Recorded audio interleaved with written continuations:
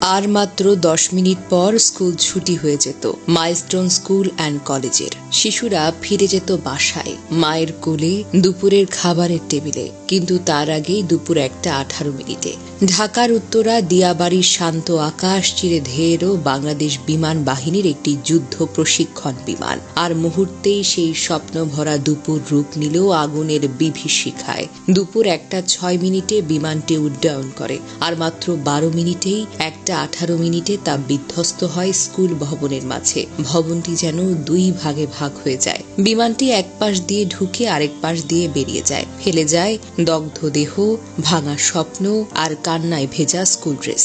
মা, আমি বাঁচতে চাই। শিক্ষার্থীদের চিৎকার আর দৌড়। বিমানটির ধাক্কায় পুরো ভবন যেন কেঁপে ওঠে। ধোঁয়ায় ঢেকে যায় চারিদিক। শিশুরা ভয়ে ভয়ে কাঁদতে কাঁদতে ক্লাসরুম ছেড়ে দৌড়ায়। কেউ মাঠে যায়, কেউ সিঁড়ি খুঁজে পায় না। অনেকেই তখনও বুঝতে পারছিল না কি হয়েছে, শুধু জানে এটা কোনো স্বাভাবিক দিন নয়। এই দিনটা চিরতরে বদলে দেবে তাদের স্কুল জীবনের সংজ্ঞা। সরেজমিনে প্রত্যক্ষদর্শীদের বর্ণনা অনুযায়ী বিমানটি পশ্চিমমুখী দোতলা হায়দার আলী ভবনের প্রধান ফটকে সরাসরি আঘাত করে। ভবনটির মাঝখানে অবস্থিত প্রধান ফটক এবং দোতলায় ওঠার সিঁড়ির নিচে স্টাফদের কক্ষ ছিল।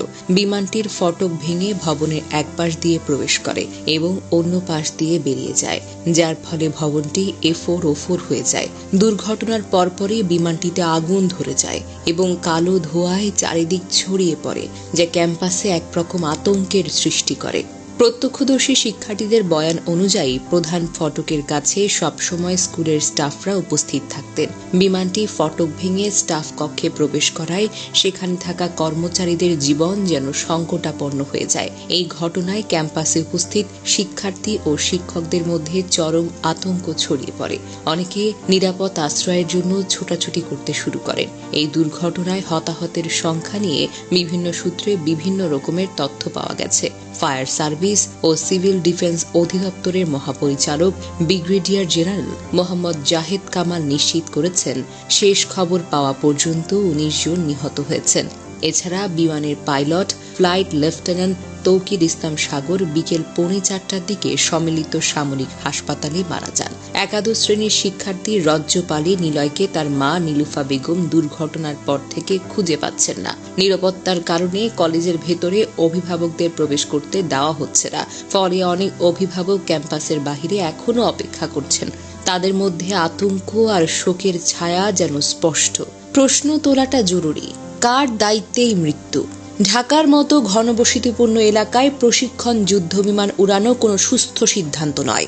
এটা একটা বিচ্ছিন্ন দুর্ঘটনা নয়, এটা ছিল পূর্ব পরিকল্পহীনতা, অবহেলা আর অপেশাদার সিদ্ধান্তের ফল। এই ভুলের দায়টা নিতে হবে, নইলে এই শহরের প্রতিটি আকাশ হবে আতঙ্কের ছায়া।